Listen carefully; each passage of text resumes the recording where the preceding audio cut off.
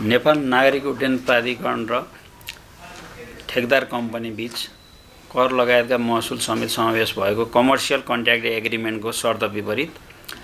पोखरा क्षेत्रीय अन्तर्राष्ट्रिय विमानस्थल निर्माण सम्बन्धमा जुन भएको थियो खरिद सम्झौता, त्यो बमोजिम कर लगायतका महसुल तथा अन्य शुल्क ठेकदार कम्पनी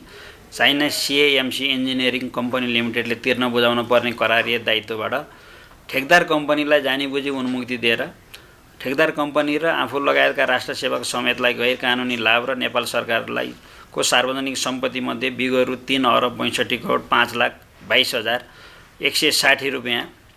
सरकारी सम्पत्ति हिनामिना हानि नोक्सानी एवं दुरुपयोग गराई भ्रष्टाचार निर्णय 59 को दफा 17 बमोजिमको कसुरमा ऐजन दफा 17 बमोजिमकै विगत रु 3,62,5,22,160 बिगो कायम गरेर सोही ऐनको पहिलो संशोधन सहितको दफा 3.1 ज बमोजिम कैद र 3.1 दफा 3.1 बमोजिम जरिवाना गरी दफा 17 बमोजिम बिगो असुल उपर हुन माग दाबी लिएर 14 जना विरुद्ध अख्तियार दुरुपयोग अनुसन्धान आयोगले आरोप पत्र दायर गरेको छ र प्रतिवादीहरूमा तत्कालीन अर्थमन्त्री ज्ञानबहादुर कार्की, अर्थ सचिव शङ्कर प्रसाद अधिकारी, तत्कालीन संस्कृति पर्यटन तथा नागरिक उड्डयन सचिव महेश्वर नेउपाने, ऐजन मन्त्रालयका सहसचिव सुरेश आचार्य, ऐजन मन्त्रालयका सहसचिव डुन्डुराज घिमिरे, अर्थ मन्त्रालयका तत्कालीन सहसचिव केवल प्रसाद भण्डारी, नागरिक उड्डयन प्राधिकरणका तत्कालीन महानिर्देशक सञ्जीव गौतम,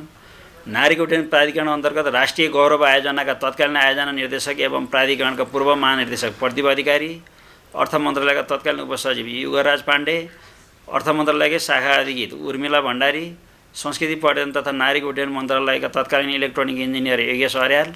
पोखरा अन्तर्राष्ट्रिय विमानस्थलको निर्माण व्यवसायी MS China CAMC engineering company लिमिटेडको प्रोजेक्ट म्यानेजर मिस्टर याङ झिगाङ,